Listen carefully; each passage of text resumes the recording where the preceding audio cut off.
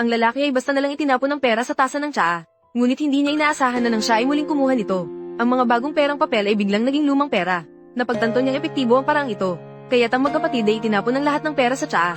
Pagkatapos ay kinuha nila ito at isinampay sa lubid. Pagkatapos ay ginamitan nila ito ng blow dryer upang matuyo ang bawat isa.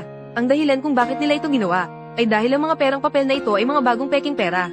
At kung ikukumpara sa bagong pera, ang lumang pera ay hindi gaanong kapansin-pansin. Kaya't upang subukan kung ang perang ito ay magagamit, agad na pumunta ang lalaki sa isang tindahan. Ngunit hindi niya inaasahan na nang tanggapin ng mayari ang kanyang peking pera. Agad niyang napansin na may mali. Agad niyang hinawakan ang braso ng lalaki upang pigilan siyang tumakas. Nakita ng nakatatandang kapatid na may mali at agad siyang tumakbo. Hinailan niya ang kanyang kapatid at nagsimula silang tumakas ng buong lakas. Buti na lang at sa gulo ng tao, nakatakas sila. Akala nila madali lang ang mag-imprenta ng pera, pero hindi nila inasahan na madali itong matutuklasan ng iba. Si Sunny ay tumingin sa peking pera sa kanyang kamay at nagsimulang mag-isip. Sa katunayan, nagkamali sila mula sa simula. Ang mga papel na pera sa India ay gawa sa isang espesyal na cotton paper. At ang papel na ito ay talagang naiiba sa karaniwang wood pulp paper sa pakiramdam. At ang papel na ito ay may natatanging malinis na tunog. At mayroon ding kulay na nagbabagong tinta sa papel na pera. Ang kulay ng tinta ay nagbabago rin sa iba't ibang anggulo. Sa wakas, mayroon ding mga security thread na nakaimprinta sa papel na pera. Upang makagawa ng mas mataas na kalidad na peking pera, kailangan nilang lutasin ang mga problemang ito. At ang mga guhit sa papel na pera ay dapat na lahat ay mano-manong ginuhit, dahil sa mga microfunds sa mga banknote. Kahit na ang pinaka-advanced na kagamitan sa mundo ay nag-scan nito, magkakaroon pa rin ng isang Mori effect, kaya kailangan nilang umasa sa mano-manong pagguhit upang makuha ang unang draft ng pera. Pagkatapos ay i-scale down ng ukit ayon sa proporsyon. Sa wakas, matapos ang pag-polish at kimikal na pagproseso, ganito natapos ang isang template para sa nakaprint na papel na salapi. Ngunit dahil ang cotton paper ay mahigpit na kinokontrol ng gobyerno ng India, wala silang pagkakataon na makabili nito. Kailangan nilang maghanap ng kaparehong pakaramdam na alternatibong papel. Matapos ang ilang araw ng masigasig na paghahanap, sa wakas, nakita ng lalaki ang ilang pag-asa sa isang brochure ng advertisement. Napagtanto nila na basta't pagsamahin ng 2 piraso ng papel, hindi lamang sa pakiramdam ay sobrang magkapareho. Pati ang kapal ay talagang akma. Basta i-bleach ang papel at i-print ito ng hiwalay sa magkabilang panig. At batasan ng harap at ilagay ang anti-counterfeit strip. Sa wakas, idikit ito gamit ang pandikit. Sa ganitong paraan, nabuo ang perpektong sandwich structure na papel na salapi. Matapos malutas ang problema sa papel, kailangan ng lutasin ang pangalawang problema. Iyon ay ang color-changing ink sa mga banknotes. Sa puntong ito, naisip ng kuya ang isang solusyon. Pagsamahin niya ang metal na pintura at tinta na binili sa merkado.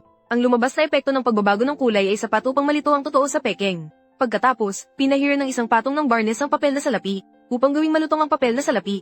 Sa huli, ibinabad ang peking pera sa tsaa at pinatuyo, upang suriin ang kalidad ng peking pera na ito. Muli silang pumunta sa tindahan sa tabi ng kalsada, at sa pagkakataong ito, natutunan nilang maging matalino.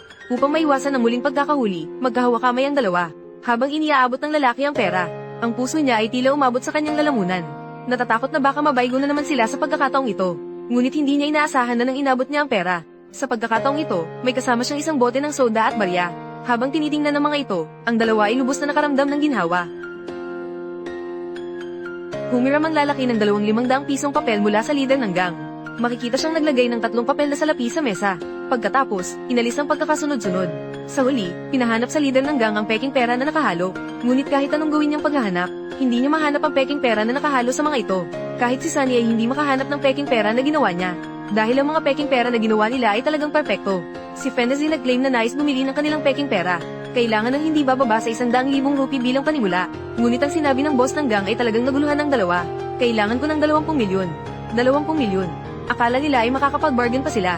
Ngunit hindi nila inaasahan. Sa kanilang unang pagbebenta ng peking pera, nakatagpo sila ng malaking order. Kaya't si Sunny ay walang pag-aalinlangan na tinanggap ito. Nababaliw ka ba?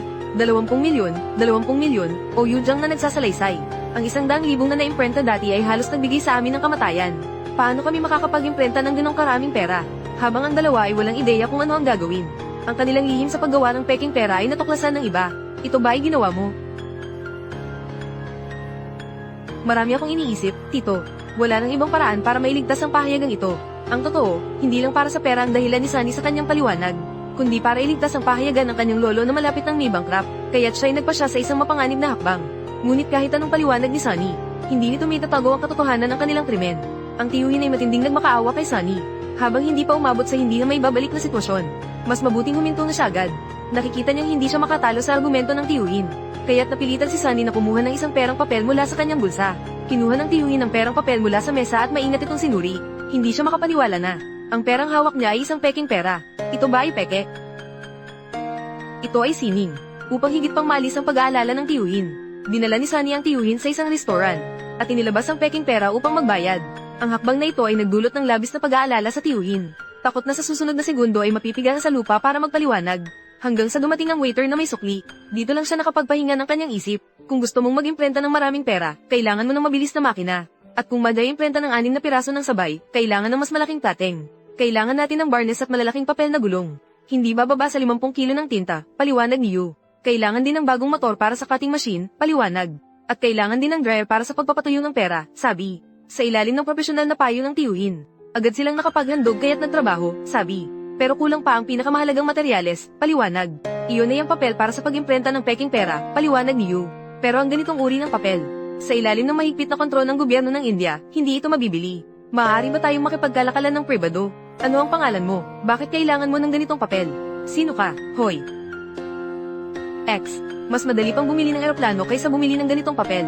Dahil hindi mabibili sa mga lehitimong paraan. Kaya't dumiretso na lang sa madaling paraan. Sila ay nag-raid sa pabrika ng papel. Ha.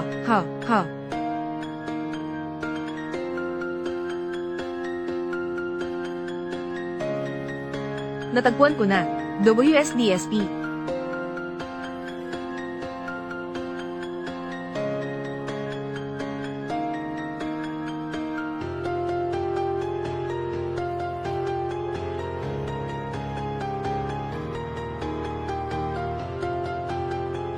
Bakit kailangan natin ng napakaraming uri ng papel? Kung isang uri lang ang ninakaw, magdududa sila. Malalaman nila ang aming motibo. Kailangan itong magmukhang isang ordinaryong pagnanakaw. Naiintindihan mo ba? Pero hindi marami ang oras na natitira para sa kanila. Kailangan nang bumalik sa pahayagan at magmadali sa pag-imprenta. Dahil kailangan nilang matapos ang 20 milyon bago sumikat ang araw bukas. At may padala ito sa mga kliyente.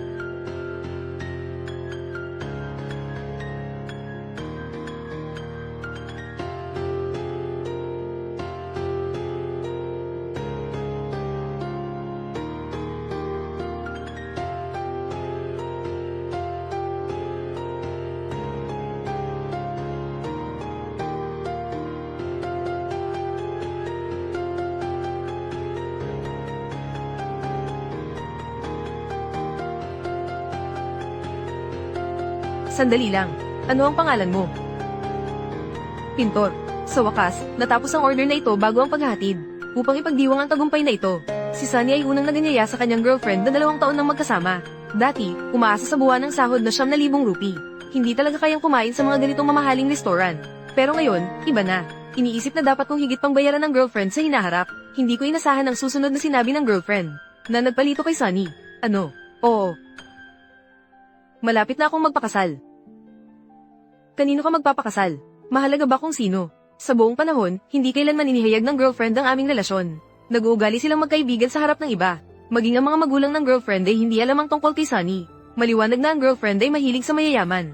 Si Sunny ay ayaw lang aminin ito. Ngunit ngayon, ang sinabi ng girlfriend ay parang yelo na nanguhulog mula sa bubong sa taglamig. Bawat piraso ay bumagsak at pumasok sa puso ni Sunny na puno ng insecurities. Ngunit sa kabila nito, nararamdaman pa rin ni Sunny na siya ay may utang na loob sa girlfriend. Dahil ito ang pinili ng girlfriend. Kahit nasubukan niyang pigilin, wala itong malaking kahulugan. Mas mabuti pang maghiwalay ng maayos. Ang hapunang ito ay naging huling hapunan nilang dalawa. Para sa huling dangal ng isang lalaki, ipinaliwanag ni Yujang. Si Sunny ay nagpilit na siya ang magbayad, ayon kay Yujang. Ngunit ang pera sa kanyang wallet ay hindi sapat para sa gasto sa pagkain na ito. Kaya ibinalik ni Sunny ang kanyang wallet, ayon kay Yujang. Kumuha siya ng peking pera na ginawa niya mula sa isa pang bulsa. Gayunpaman, hindi niya talaga inaasahan. Ang hakbang na ito, ayon kay Yujang, ay magdadala sa kanila sa isang latian ng kapangyarihan at pera.